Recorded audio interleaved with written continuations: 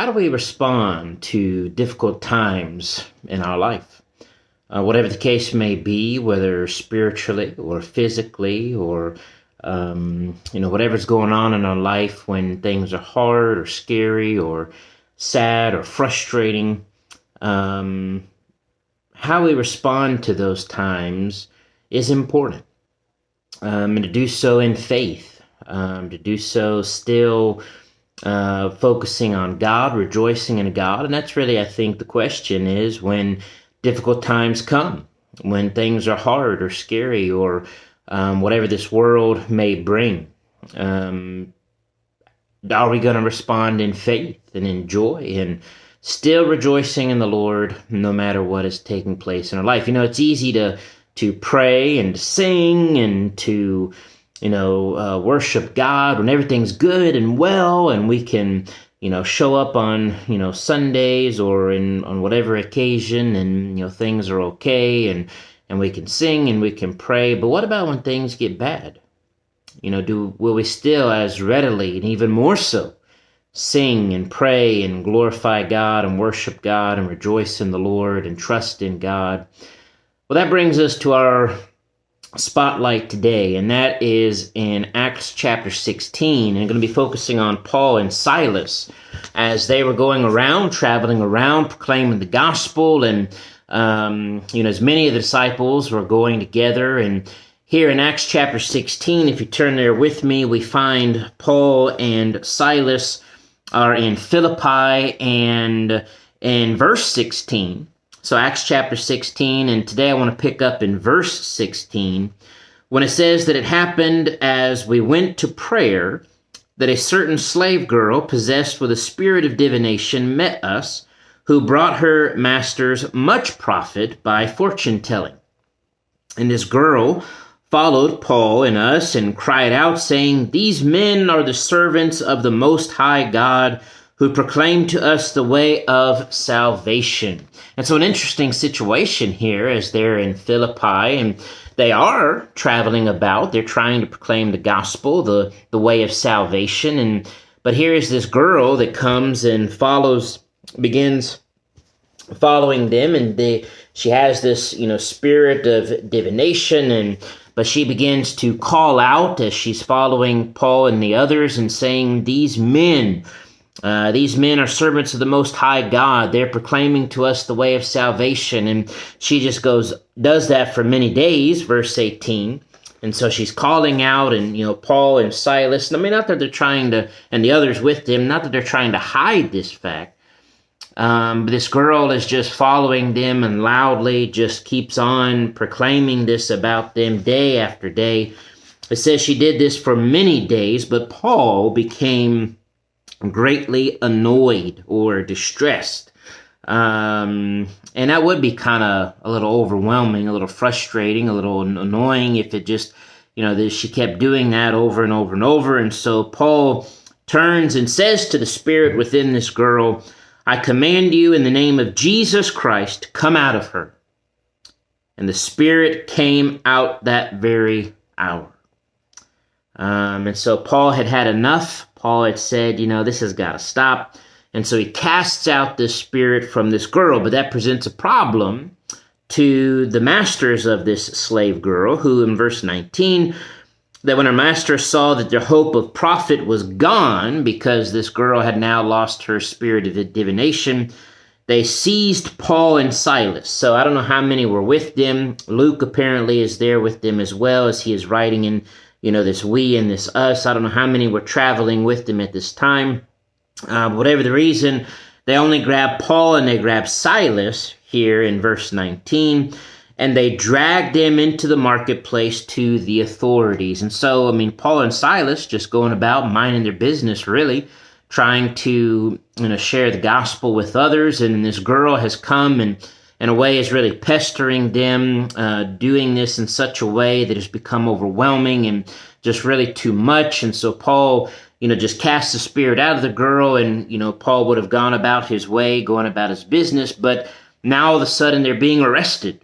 They're being dragged before the authorities. And then, as they do this, verse 20, they bring them to the magistrates and say, These men, being Jews, exceedingly trouble our city, and they teach customs which are not lawful for us, being Romans, to receive or observe. And so now these false charges are brought up against Paul and Silas. So they've been basically falsely arrested, dragged before these magistrates. Now they're being falsely accused of things they're not doing. Then, the charges being they're upsetting the city, they're teaching unlawful things, and for people to do unlawful things against the, government of Rome.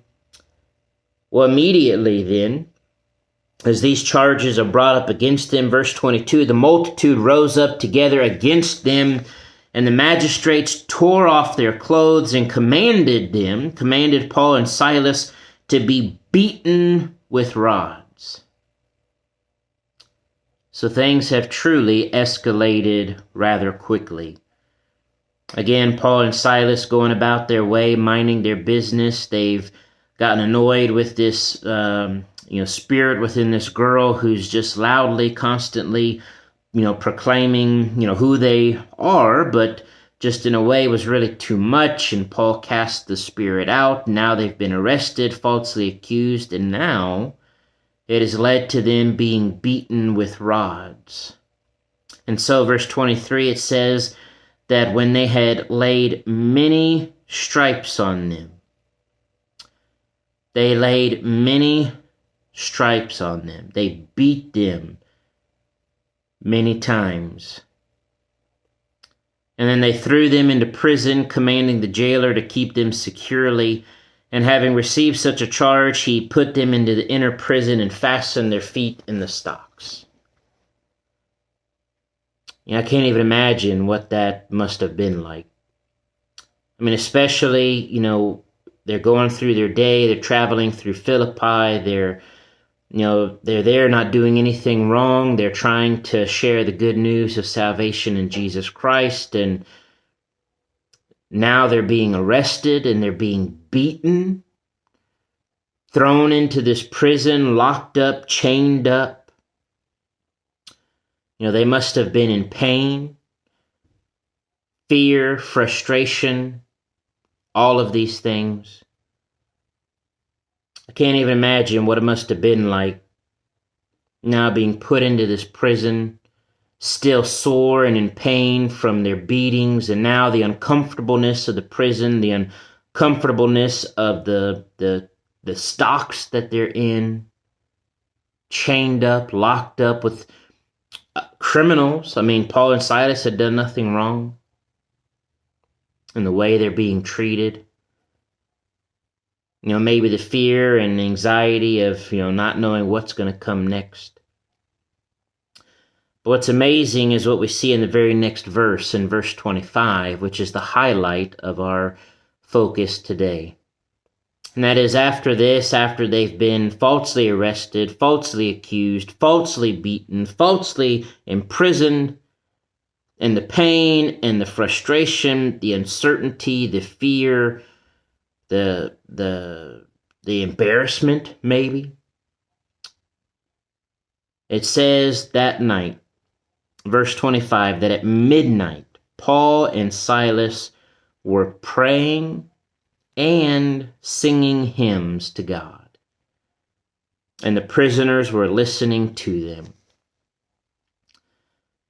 Paul and Silas were in a very difficult situation, a very emotional one, a physically painful one, again, frustrating one, being falsely arrested, and now they're surrounded by whatever prisoners are in there with them, and it would have been easy to just sit in silence. It would have been easy for them to sulk or to be depressed or to be just want to curl up and not do anything. But instead, they are singing and they're praying to God. And not only that, but all the prisoners who were there, near them or around them or within earshot, even apparently, as we'll see in another time, the jailer can hear them singing and praying. What a powerful example they were then, what a powerful example they are to us today. That even in the midst of this great trial and adversity and pain and frustration and sorrow to a degree, at midnight, they're singing and they're praying. I mean, that doesn't mean that it wasn't still painful, that it wasn't still somewhat, scary or frustrating. I'm sure it was. But they prayed to God. They were singing songs together. Singing songs to God. And what a beautiful sight that must have been. That no matter the situation they were in, they were glorifying God, they were trusting in the Lord, they were rejoicing in the Lord, praising Him, worshiping Him. Is that what I'm going to do? It's easy for me when things are going well and I can pray to God when my day is going good and when everything's okay and I'm safe and I'm warm and I'm happy and I can sing and pray to God and I can even, go to church at services and gather together with brethren and we can sing and pray there too and, things are well. But what about when things are just bad? We've seen even examples of this during this conflict with Russia and Ukraine, and a lot of videos and images and stories coming out of Christians who are singing and praying in the midst of a war that is going on around them. We've seen other examples of this, but the question is, what am I going to do? What are you going to do? And not only when, there's wars and we're, falsely whatever. I mean, just in general, when life is hard and bad and whatever I'm facing in my life, am I still going to be singing and praying to God? We should be. Not only in the good times, but even more so in the difficult times. We should want to pray and sing to God because He is our hope. He is our God. He is our Savior. He is the only one who can help. He is the only one who can comfort. He's the only one that can give us life beyond this world. So as we look to the example today of Paul and Silas, and no matter what they were going through here, and they're singing and they're praying, let's be encouraged. Let's grow in our faith. Let's be ready that with whatever we face in life, we will be singing and praying all the time, no matter what. Trusting in the Lord, rejoicing in the Lord, worshiping God, and showing others that example in us so that they too can have that hope and comfort and peace and joy in the Lord. Sing and pray in all circumstances. God bless.